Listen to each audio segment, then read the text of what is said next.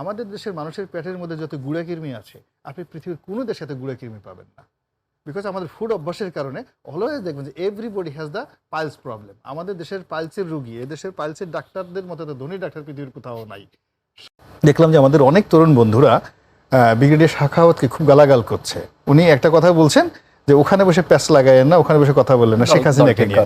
আপনি দল ঠিক করেন, দরকার বাংলাদেশে আসেন, তো বাংলাদেশে আসেন, লিগ্যাল ফেস করেন, আইন ফেস করেন, এখানে থেকে সব কিছু করেন, কিন্তু ওখানে বসে প্যাচ লাগান না।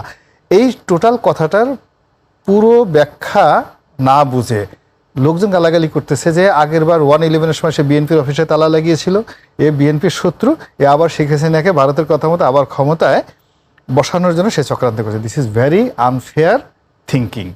এই সরকারের মধ্যে একমাত্র আসিফ নজরুল আর ওই রেজওয়ানা ছাড়া মানে মিডিয়ার সামনে কথা বলতে অভ্যস্ত ওরকম লোক কিন্তু নেই। তো কাজেই আর মিডিয়াতে দেখেন বিভিন্ন লোক কিন্তু এই শেখ হাসিনার পতন হয়েছে মিডিয়ার সাথে কথা বলতে গিয়ে, একটা প্রশ্ন এবং একটা উত্তর।